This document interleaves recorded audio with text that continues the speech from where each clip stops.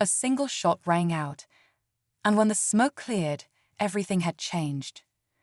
The sharp crack of the gunshot echoed through the smoky haze, cutting through the chaos like a blade. For a heartbeat, everything stood still. No shouting, no movement, just the faint whisper of dust settling in the quiet that followed. Then, slowly, the scene came back into focus. The former commanding officer dropped to his knees, his weapon slipping from his grasp, a clean shot lodged squarely in his shoulder. The farmer stood unharmed, his expression unreadable but his eyes sharp, holding the rifle steady. It had been his shot, a quiet, precise decision made without hesitation. The son exhaled slowly, a subtle nod exchanged between father and son, an unspoken acknowledgement of survival and trust. The tactical team faltered, their leader glancing between the fallen officer and the son. Without their commanding voice, their purpose unraveled. They weren't prepared for resistance, not like this. Some of them dropped their weapons, others simply backed away, realizing they were part of something bigger than they'd signed up for. The bikers, scattered and disoriented, took the chance to flee into the night, leaving their broken pride behind with the dust and smoke. They'd come looking for trouble and found a war they never understood. The son approached his father, his breath steadying as he holstered his weapon. "You okay?" he asked quietly. The farmer gave a slight nod, wiping the sweat from his brow with the same calm he'd carried through the entire ordeal. "Could have handled a few more," he muttered with a faint grin. As dawn crept over the horizon, painting the sky in streaks of orange and pink, the tension finally began to fade. The farmhouse, battered but standing, seemed almost defiant against the scars of the night's battle. The son knew this wasn't the end of the story. His past had found him, and it might find him again. But for now, they had won. Not because of weapons or tactics, but because of something stronger: family, resilience, and the quiet power of standing your ground. And as he stood beside his father, the sun rising behind them, he realized some battles aren't fought on distant fields. They are fought at home, where it matters most. 987. The leader barely registered the movement before he was flat on his back, gasping for breath. The son hadn't thrown a punch in the usual sense. It was more like a precise, fluid motion, effortless yet devastating. The other bikers froze for a split second, trying to process what had just happened. Then chaos erupted. But this wasn't a bar fight, not the kind they were used to. The son moved like he'd been forged for moments like this. Every step, every strike was calculated, controlled. He didn't waste energy. He didn't hesitate. He wasn't fueled by rage, but by something far more dangerous: discipline. One biker reached for a metal pike near the door, swinging wildly.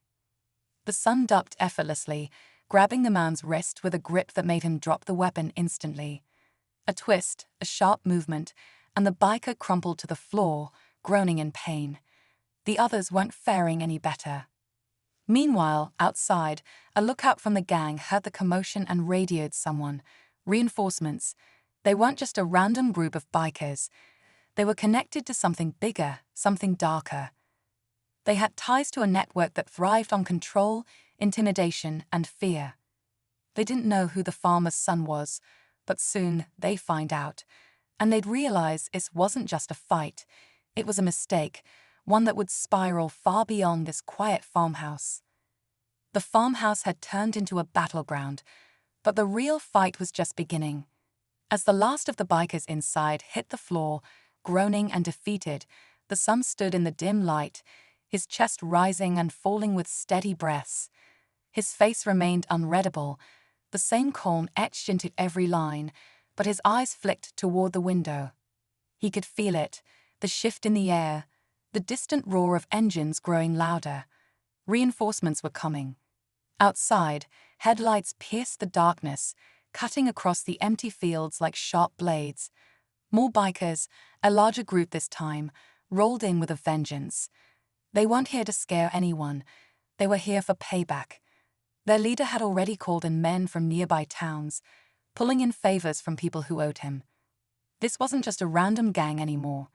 It was an organized crew with a reputation to protect. They thought they were hunting prey. Inside the house, the farmer remained quiet, grabbing an old radio from the shelf and sliding it across the table toward his son.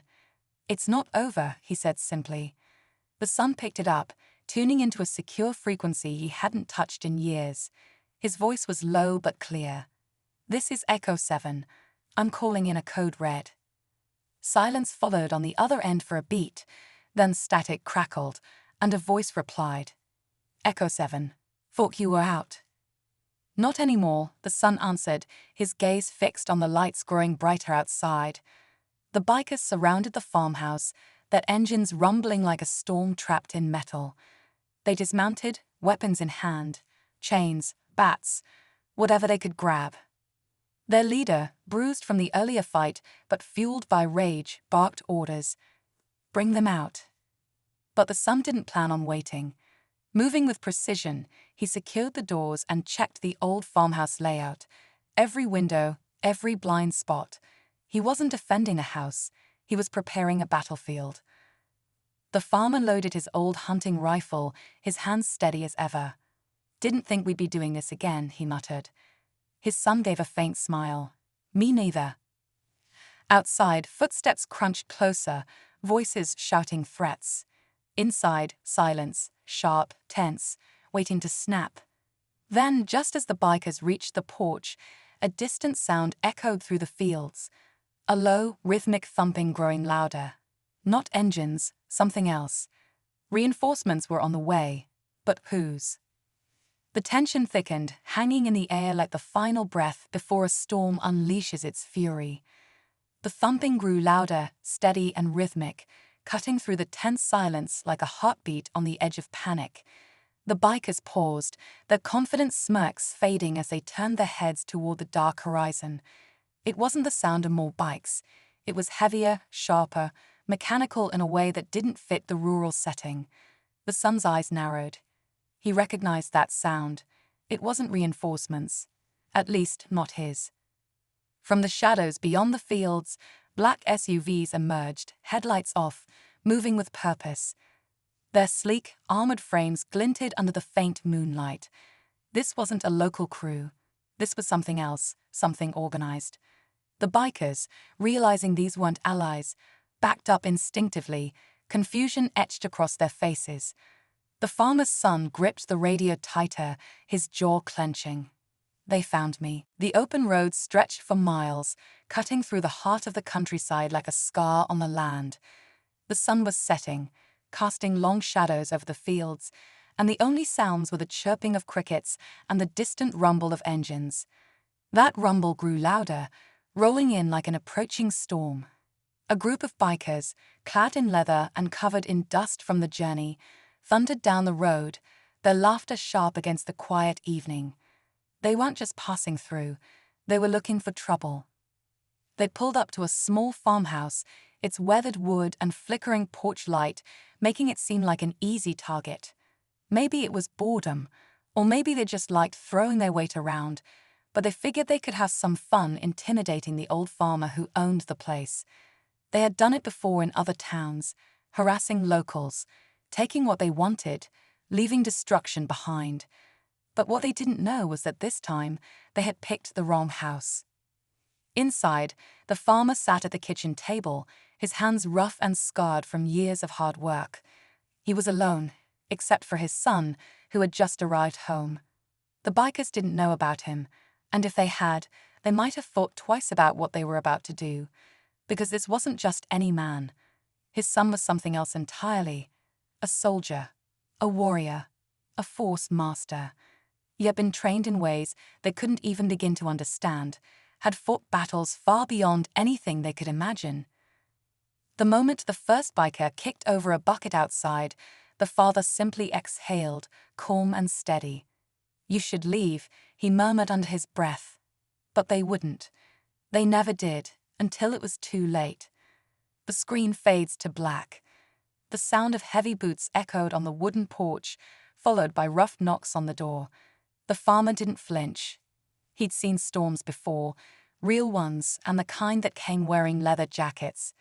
His son stood quietly in the shadows of the small kitchen, his sharp eyes tracking every movement outside. There was a certain stillness about him, the kind that came from years of discipline, battles fought far from home, and a deep understanding of what real danger looked like. This wasn't it. Not yet. The door swung open with a loud creak, and the bikers barged in, their leader swaggering like he owned the place. He was tall, broad-shouldered, with a smirk plastered across his face, the kind of man used to getting his way through intimidation. "Nice little place you got here, old man," he sneered, knocking over a chair just to make a point. The farmer stayed seated, his hands steady, while his son remained in the shadows, unnoticed. "What do you want?" the farmer asked quietly, his voice calm, almost too calm for the situation. The leader grinned, glancing back at his crew. "Oh, nothing much. Just passing through. Thought we'd say hello. Maybe take a little something for the road." The others chuckled, spreading out, knocking over a few more things, trying to stir fear.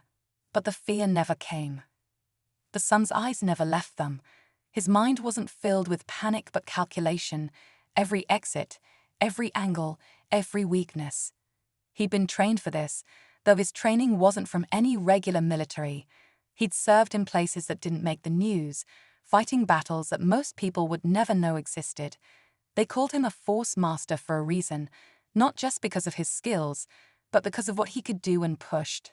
The bikers had no idea. They thought they were in control, but the air was shifting, thick with an invisible tension, like the moment before a thunderstorm cracks open the sky. The farmer gave his son a single glance.